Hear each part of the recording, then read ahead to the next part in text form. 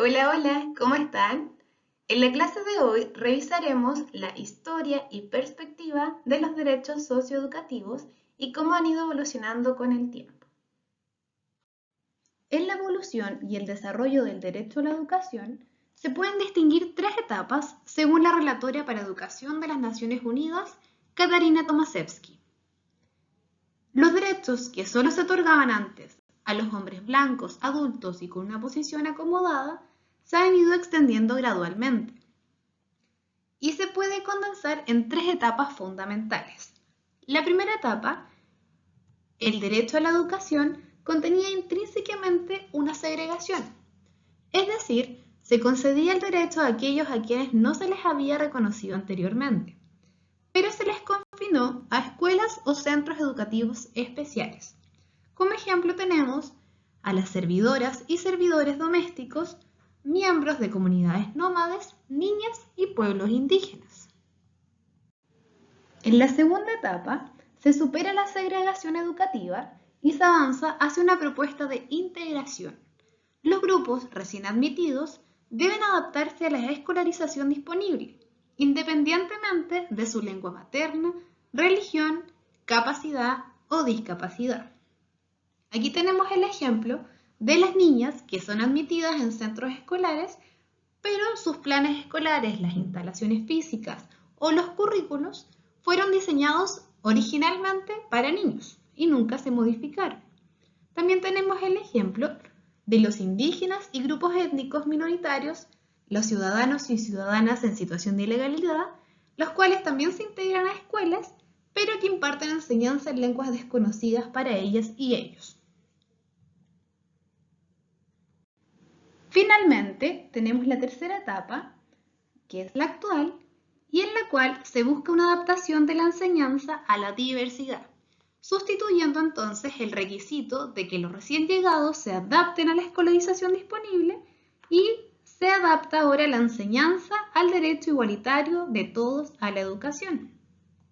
Se visualiza la importancia de flexibilizar el sistema para hacer realidad la inclusión de los recién llegados y garantizar el derecho de todo individuo a la educación. Ahora bien, ¿qué son los derechos humanos y el derecho a la educación? Los derechos humanos son un conjunto de normas que bajo el amparo de las Naciones Unidas o de otras organizaciones internacionales acuerdan los estados comprometiéndose a respetarlos y promoverlos en sus países.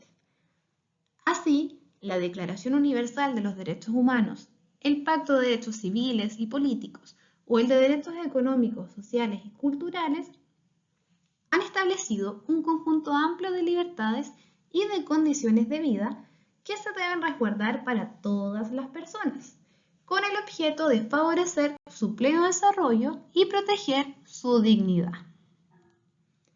A estos instrumentos internacionales se ha sumado progresivamente otro conjunto de acuerdos y normas que dan protección especial para que las personas que se han visto enfrentadas a mayores dificultades en el reconocimiento y goce de estos derechos puedan vivirlos en igualdad de condiciones que el resto de la población. Entre estos tratados encontramos la Convención de los Derechos del Niño, la Convención para la Eliminación de todas las formas de discriminación contra la mujer, la Convención sobre los Derechos de las Personas con Discapacidad, la Convención Internacional sobre la Protección de los Derechos de todos los trabajadores migrantes y sus familiares y el Convenio sobre los pueblos indígenas y tribales.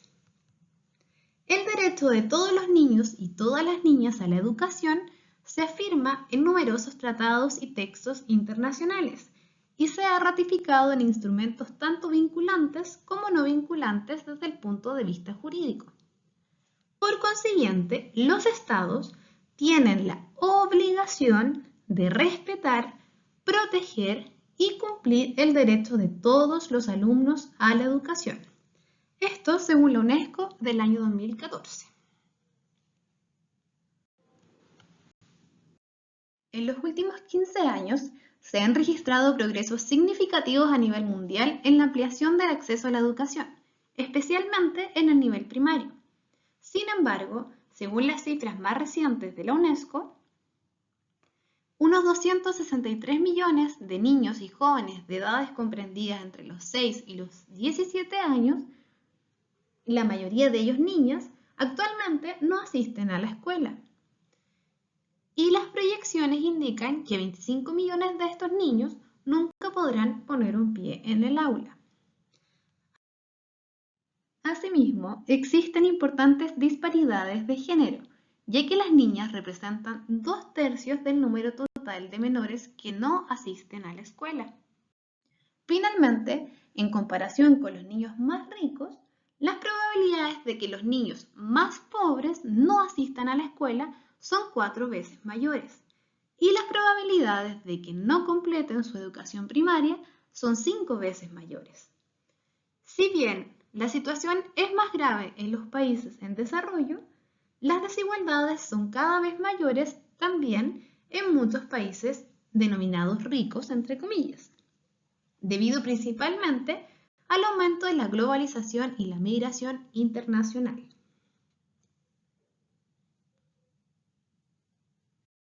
Pero los derechos humanos son mucho más que normas.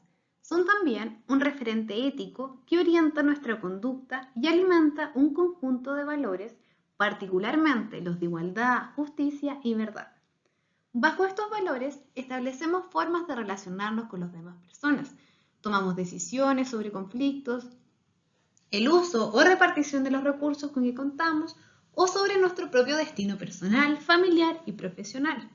Los derechos humanos representan también un horizonte utópico, es decir, un sueño por alcanzar que nos invita a movilizarnos y a construir un futuro mejor.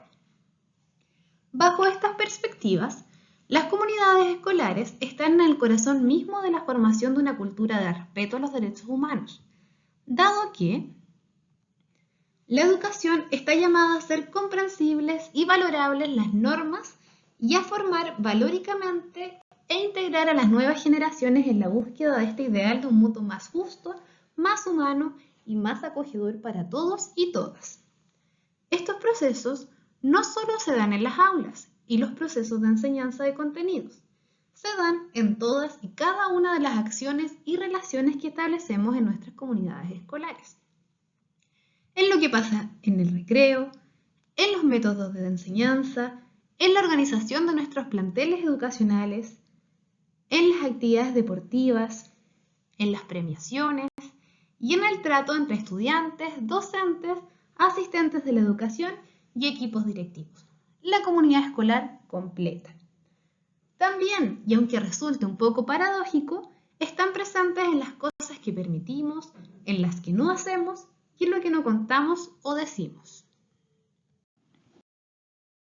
La inclusión y la equidad son principios fundamentales que deberían orientar todas las políticas, los planes y las prácticas educativas. Estos principios reconocen que la educación es un derecho humano y es la base para que las comunidades sean más equitativas, inclusivas y cohesivas. Asegurar que todos los alumnos tengan acceso a una educación de calidad también es reconocer el valor intrínseco de la diversidad y el respeto de la dignidad humana. De esta manera, las diferencias se consideran positivas, como el estímulo para fomentar el aprendizaje entre los niños, las niñas, los jóvenes y adultos y para promover la igualdad de género. Mediante los principios de inclusión y equidad, no se trata solo de asegurar el acceso a la educación, sino también de que existan espacios de aprendizaje y pedagogías de calidad que permitan a los estudiantes progresar, comprender sus realidades y trabajar por una sociedad más justa.